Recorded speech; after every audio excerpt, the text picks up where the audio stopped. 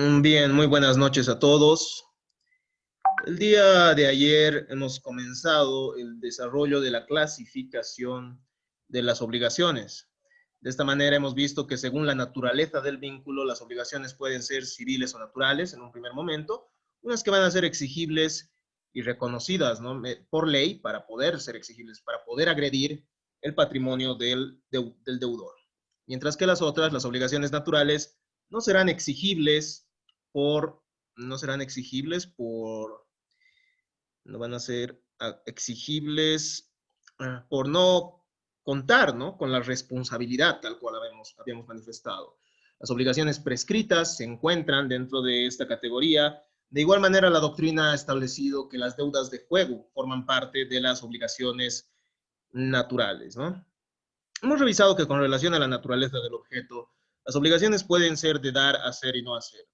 Las obligaciones de dar van a implicar la entrega de un bien, la restitución de un bien o la transferencia de un bien para su uso y goce, ¿no? Hemos visto también que hay prestaciones de hacer que constituyen ciertas actitudes positivas que debe desempeñar el deudor a favor del acreedor. Finalmente, hemos podido analizar las prestaciones de no hacer, que constituyen actitudes negativas o abstenciones, ¿no? Abstenciones de manera más clara, que debe, que debe, eh, a las que está constreñido, ¿no?, el deudor, es decir, a las que está obligado. Hemos dado algunos ejemplos al establecer cuáles podrían ser prestaciones de no hacer, ¿no? Y esto obviamente estará dentro de este sistema que hemos visto, ¿no? Nosotros hemos visto el sistema invariable de las obligaciones, que está constituido por ciertos elementos, ¿no? Un sujeto activo, un sujeto pasivo, el objeto de la obligación y finalmente el vínculo jurídico. Si nosotros trasladamos estas clases de obligaciones a esos elementos de la obligación, le faltaría en las obligaciones naturales ese vínculo jurídico, ¿no?, si se dan cuenta. Si nosotros vamos a las obligaciones, ¿cómo diríamos?, a esta clasificación de obligaciones de dar, hacer y no hacer, lo que cambiaría es el objeto, ¿no? Dar, hacer o no hacer, según la circunstancia. No olvidemos nunca, por favor, que la obligación constituye un deber específico. Es decir, no es un deber genérico, ¿no? No olviden eso. Siempre van a ser determinados deudor y acreedor. Entonces, entonces las prestaciones de dar, hacer y no hacer van a variar según las obligaciones que vayamos analizando, ¿no? Hemos visto que dentro de las obligaciones de dar están las obligaciones de dar cosa cierta. Hemos visto cómo el Código Civil argentino distingue las obligaciones de dar cosa incierta, que pueden recaer sobre bienes no fungibles y que pueden recaer sobre bienes fungibles. En el caso de los bienes no fungibles, obviamente se señalará simplemente el bien que puede ser sustituido por otro, sí, pero que dentro del género un individuo es diferente a otro, ¿no? Un caballo de carreras, habíamos dicho, es diferente a otro, no son de diferente color, son de diferente edad, etc. Sin embargo, en las prestaciones de dar cosa incierta sobre cosas fungibles, estaríamos ante un individuo, es decir, ante un objeto que puede ser modificado, puede ser, perdón, sustituido por otro de la misma especie, ¿no? Pertenece a otro de la misma especie. El individuo pertenece a otro de la misma especie y puede sustituirse por otro. Entonces, no va a requerir, como habíamos dicho, una elección como tal, ¿no? Eso hemos distinguido el momento que hemos analizado estas. Las prestaciones de dar sumas de dinero, habíamos manifestado que van a ameritar un estudio muy aparte cuando nos refiramos a a las, a las obligaciones pecuniarias, ¿no? Aspecto a tomar en consideración. Hemos visto que las prestaciones de hacer pueden ser fungibles, digo infungibles o genéricas. Van a ser infungibles cuando no puede sustituirse la persona del deudor. Es decir, como habíamos dicho, ¿no? Hay muchas circunstancias en las cuales una obligación se genera en mérito a la persona misma del deudor.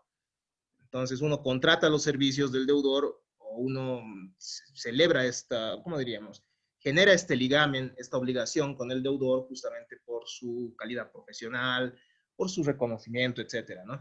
Entonces va a haber ciertas no fungibles y este señor no podrá decirte que su primo se lo hará o su amigo cumplirá esa obligación cuando tú has realizado o bueno, cuando se ha generado la obligación con la finalidad que el deudor sea quien cumpla la misma. Las obligaciones de hacer también pueden ser genéricas, en esta sí puede sustituirse, ¿no?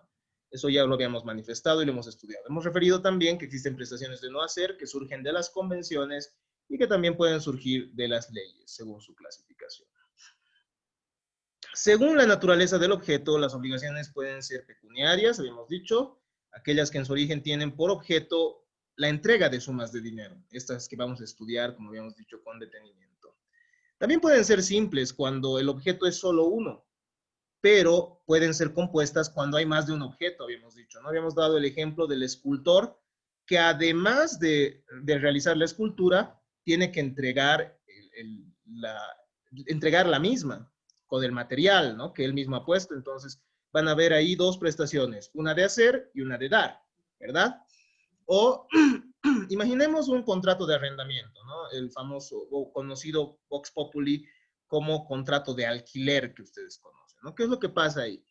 El arrendador, que usualmente es el propietario del bien, le da al arrendatario un determinado bien, ¿no? Para que él mismo pueda ocuparlo.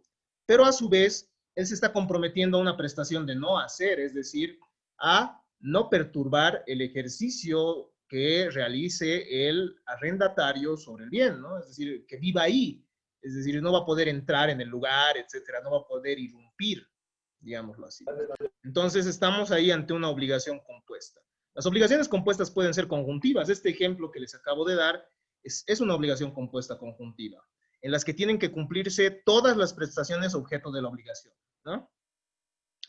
Pueden ser además alternativas, es decir, aquellas en las cuales se establece que el deudor puede cumplir la obligación respecto a la cual se ha creado la relación obligacional, o puede cumplir alternativamente otra prestación, ¿no? Tiene que estar esto establecido el mismo momento en que nace la obligación. Aspectos que hemos referido el día de ayer. En razón del sujeto, habíamos dicho que las obligaciones van a ser de sujeto singular o único, cuando tienen un solo deudor y un solo acreedor, ¿no? Un solo deudor y un solo acreedor. Pero también pueden ser de sujeto múltiple y plural, en las que hay varios acreedores, varios deudores, o varios deudores y varios acreedores, ¿no? Y acá es donde nosotros nos hemos quedado. En razón del sujeto, las obligaciones de sujeto plural o múltiple pueden ser, en primer lugar, divisibles o indivisibles. Habíamos dicho que son divisibles cuando pueden ser cumplidas por partes, sin alterar la esencia de la obligación, ¿no? Habíamos dado algún ejemplo, inclusive, ¿no? Sería absurdo que se entregue un automóvil por partes, un automóvil que pertenece a 3 personas. Cuando estamos ante sujeto plural o múltiple, también las prestaciones pueden ser, esas serían indivisibles, ¿no? Las divisibles van a ser cuando permite cómodamente la naturaleza de la obligación que sea cumplida por partes, ¿no? Una deuda, por ejemplo, de una persona que fallece y deja 6 herederos, ¿no? Deja 6 herederos con una deuda que tenía antes. Entonces, cada heredero podrá pagar la obligación en su cuota parte, ¿no? Exceptuando, claro, el caso de solidaridad. Bueno, ya vamos a revisar eso.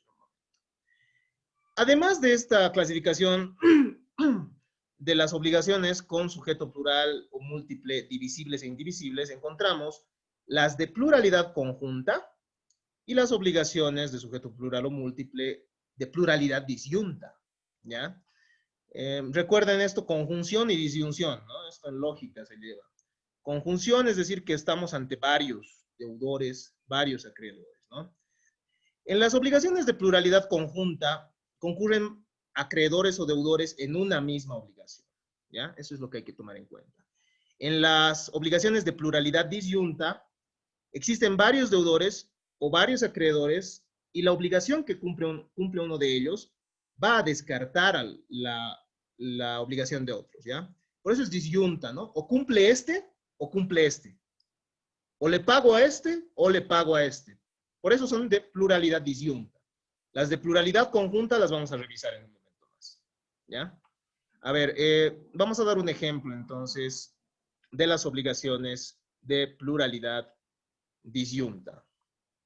Las obligaciones de pluralidad disyunta, por ejemplo, pueden darse en el caso que tres personas se comprometan a pagar una determinada deuda y que se establezca que cualquiera de ellas puede puede pagar la obligación a elección del acreedor.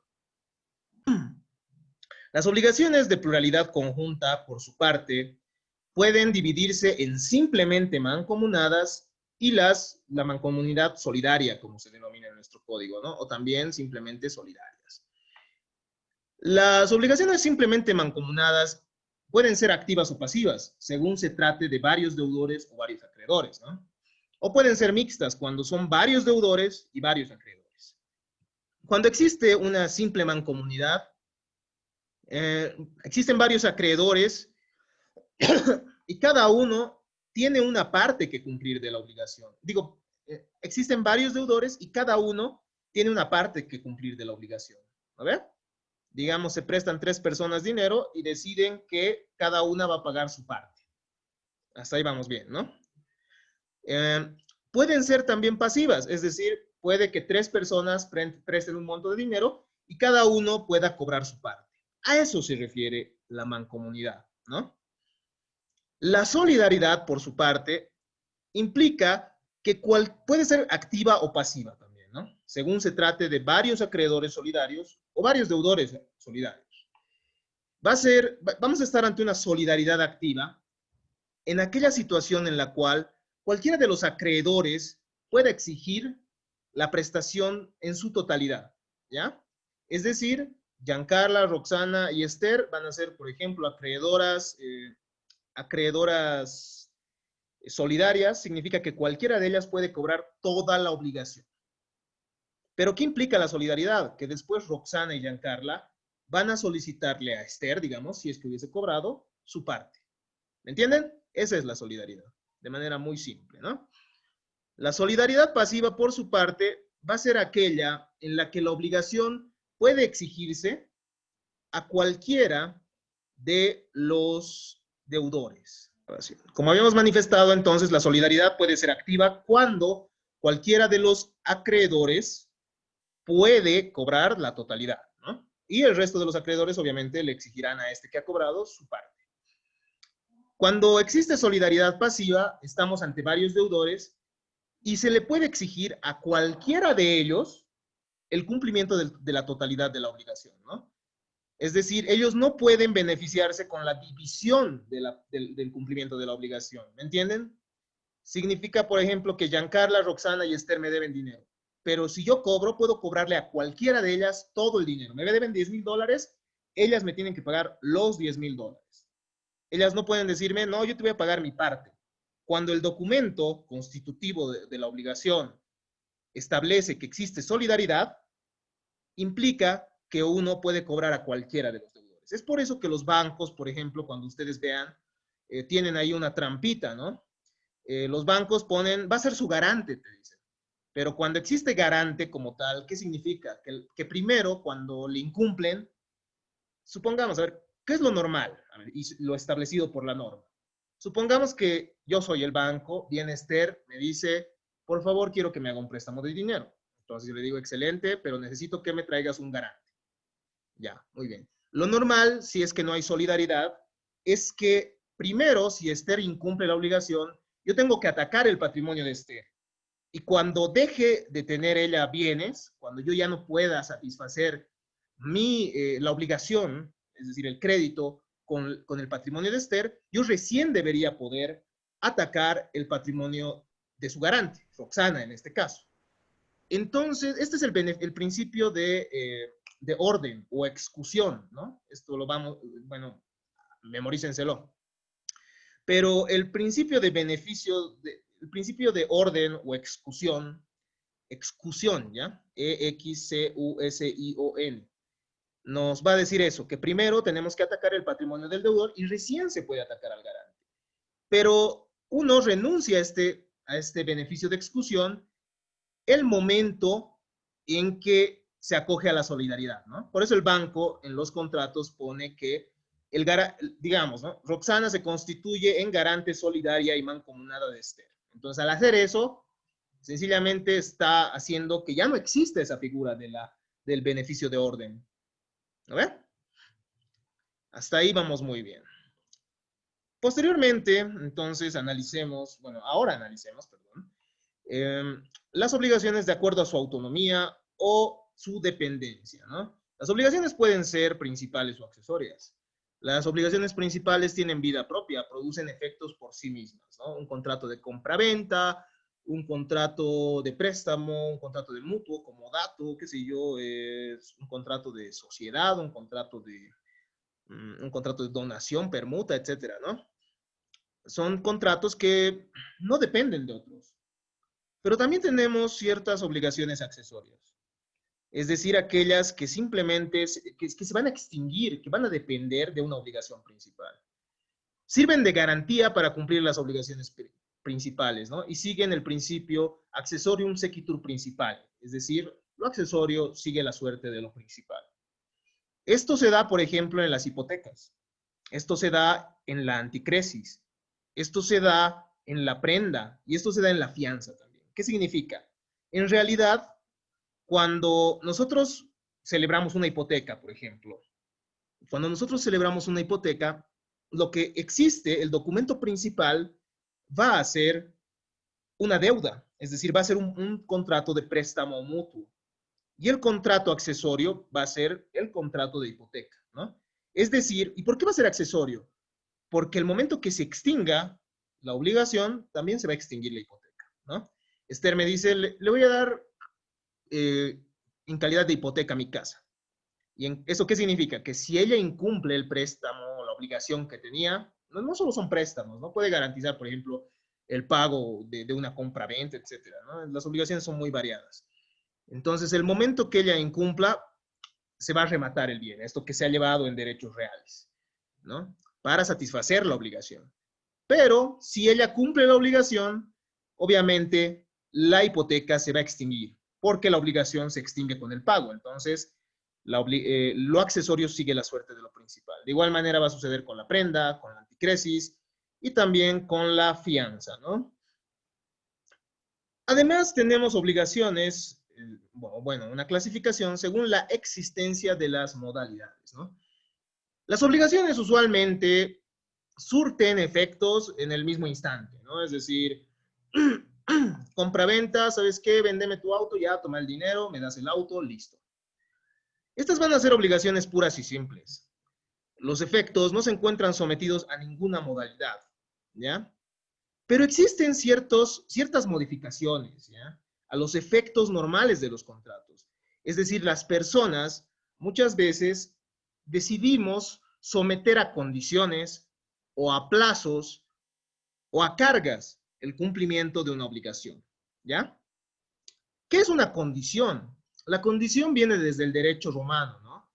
Y viene del incertus al incertus quandum, era este instituto jurídico que trataban en el derecho romano, ¿no? Incierto y también incierto cuándo.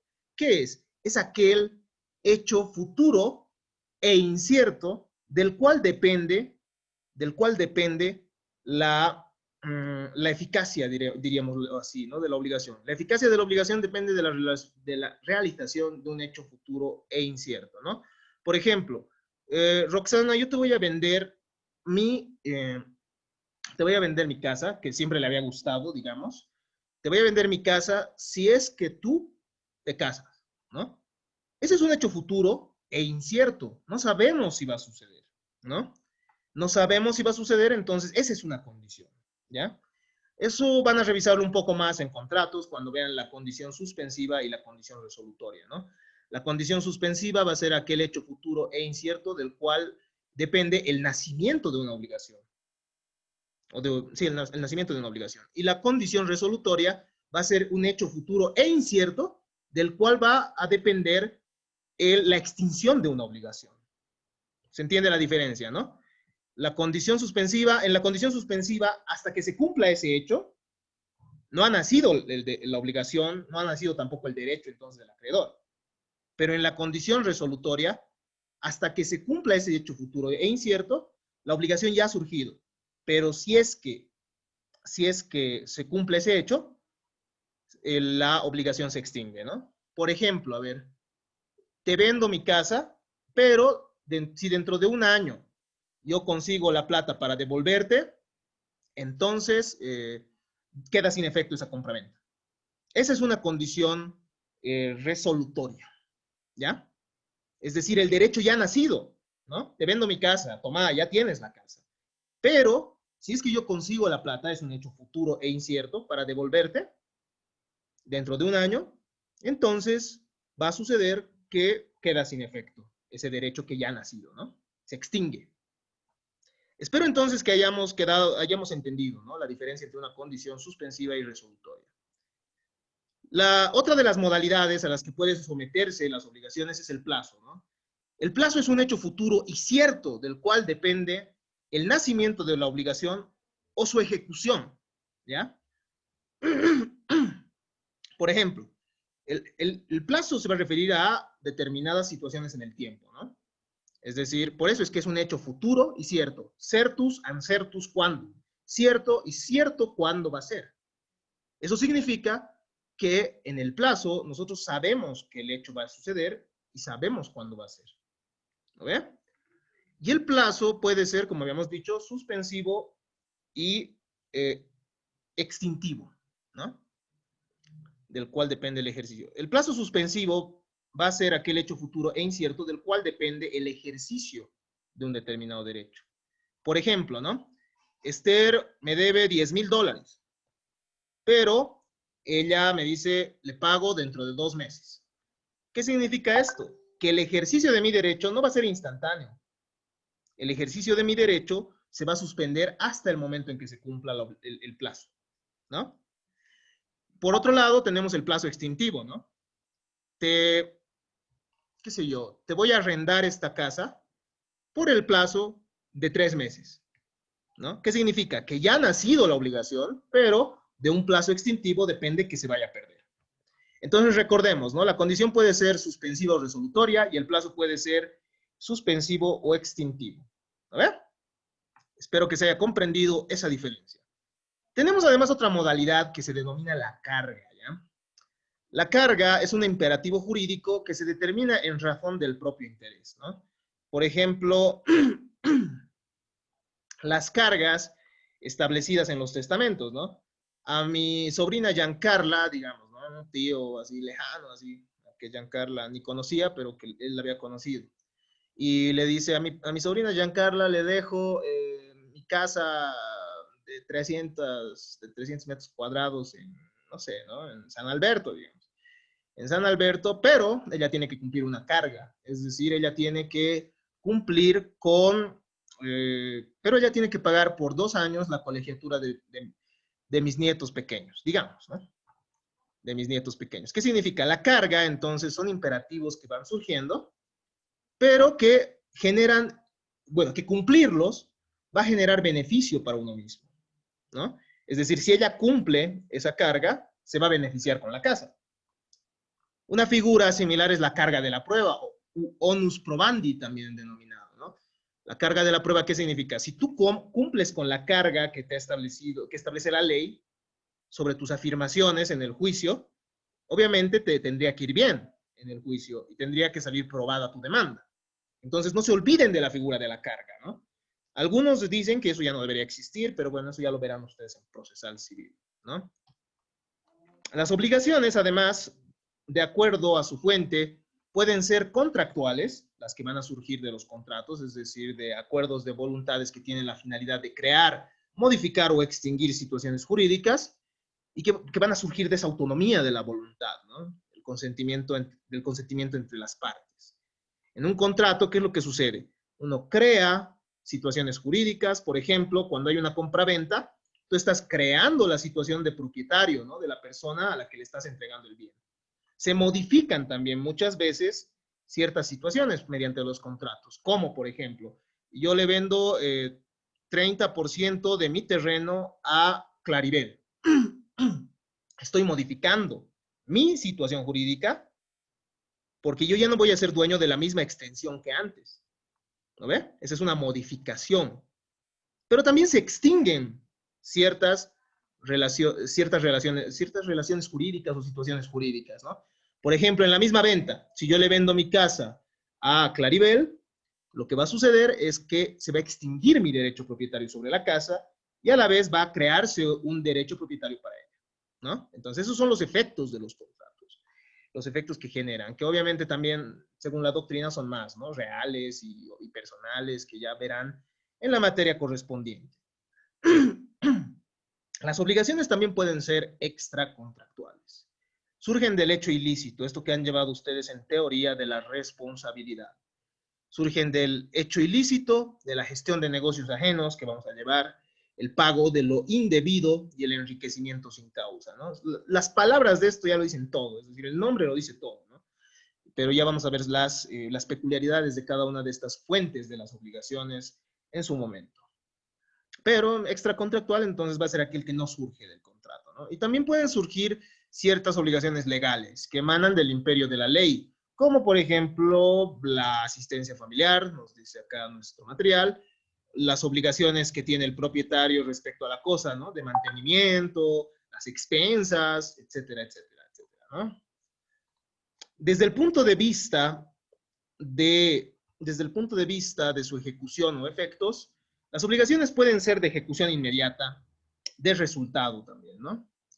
No, de ejecución inmediata y de ejecución sucesiva, perdón. Esa es la primera clasificación, desde el punto de vista de su ejecución. Se ejecutan inmediatamente aquellas que se van a cumplir inmediatamente, ¿no? Es decir, reitero, permuta. Te entrego una cosa, tú me entregas otra. Y ahí termina, ¿no?